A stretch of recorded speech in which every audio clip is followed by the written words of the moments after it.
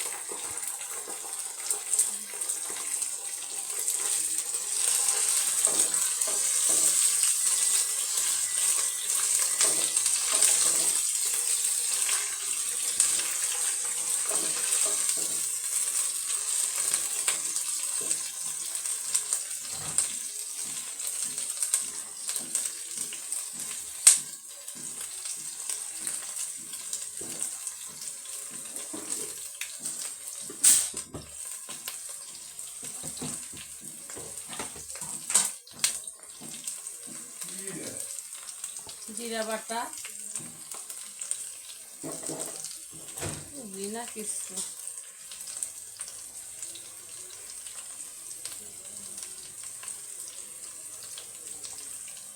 জিরা বাটা একদম কম হয়ে গেল।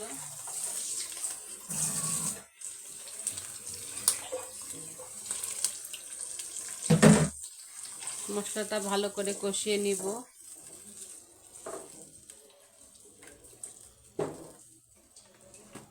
এখন এখানে লবণ দিয়ে দিব,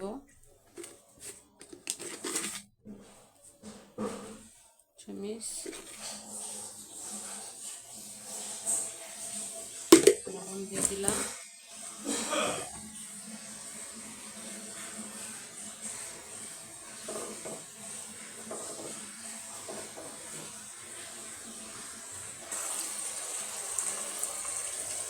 মাংস দিয়ে দিলাম।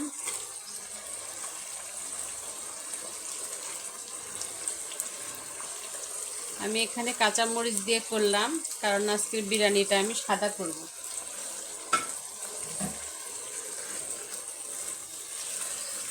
সাদা সাদা থাকবে বিরিয়ানিটা, কাঁচামরিচ দিয়ে করব, এই কারণে অল্প একটু না বিরিয়ানি করব, আমার নাতিরা খাবে, তাই খুব বেশি না।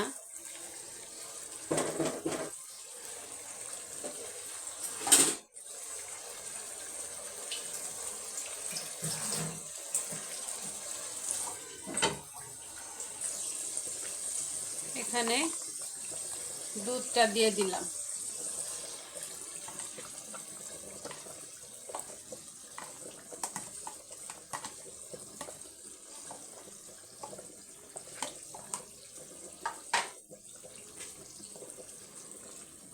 দুধটা দিয়ে দিলাম।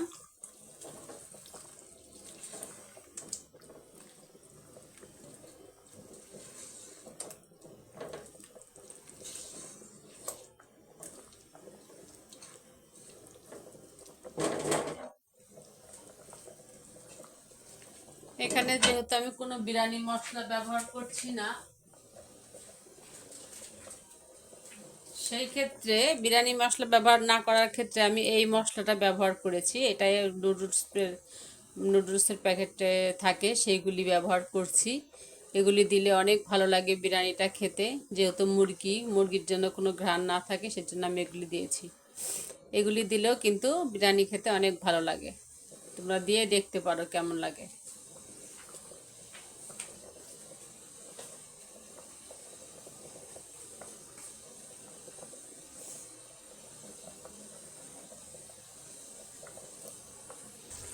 আমি এখন এখানে একটু লেবু দিয়ে দিব,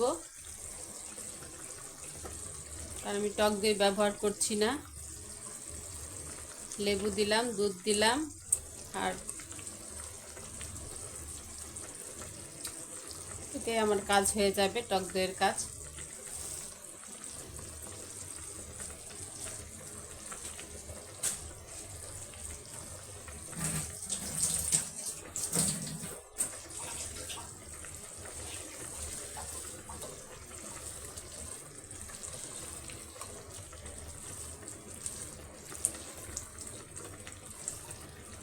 এখানে আমি এখন টমেটো সস ব্যবহার করব।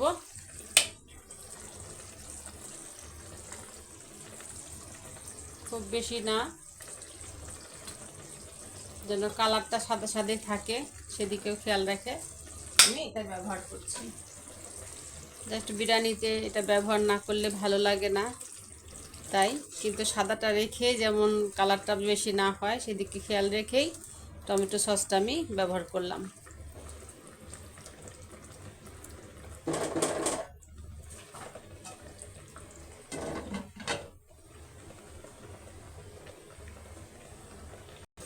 এই যে চালটা আমি আগে ফুটিয়ে রেখেছিলাম, এখন আমি এর মধ্যে দিয়ে দিব।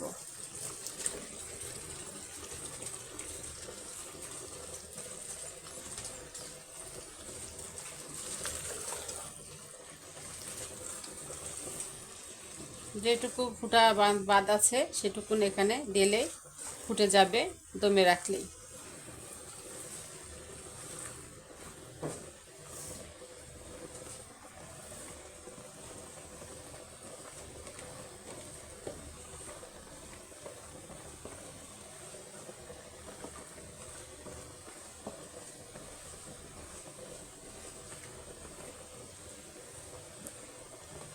অল্প বিরিয়ানি যখনই হবে তখন এভাবে করে দেখো, অনেক ভালো লাগে। আর চালটা দিলে আমার চালটা আবার নতুন করে ভাজতে হবে, তারপরে করতে হবে। এজন্য আমি একবারে চালটা ভেজে সিদ্ধ করে রেখেছিলাম। এখন আমি এখানে পুরোপুরি দিয়ে এটা দমে রেখে দিব, তাহলে আমার একদম পারফেক্টলি হয়ে যাবে।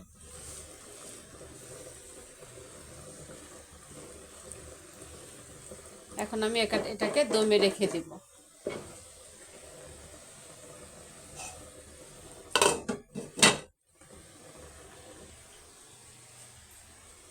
এই যে আমার বিরিয়ানিটা একদম কমপ্লিট হয়ে গেছে, একদম ঝরঝরা,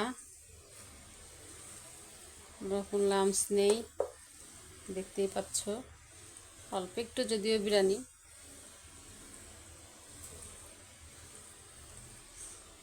এইভাবে চুলা করে রেখে দিব কিছুক্ষণ আরও, তবে হয়ে গেছে বিরিয়ানি আমার। তোমাদের যদি এভাবে খেতে ভালো লাগে দেখে এইভাবে করে দেখো কেমন লাগে। তবে বিরিয়ানি মশলা দিও না, বিরিয়ানি মশলাটা দিলে অতিরিক্ত ঘ্রাণ হয়ে যায়, তখন খাইতে খুব একটা ভালো লাগে না। বিরিয়ানি মশলা দিলে দেখা যায় যে এতটাই ঘ্রাণ হয়, ঘ্রাণেই পেট ভরে যায়। আমি বিরিয়ানি মশলা দিইনি, কিন্তু নুডলসের মশলা দিয়েছি, টমেটো সস দিয়েছি।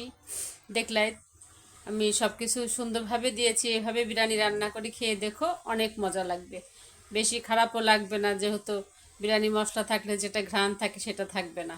তারপরেও অনেক মজা লাগবে, খেয়ে দেখো। তো ভালো থেকে সবাই, সুস্থ থেকো, আল্লাহ হাফেজ।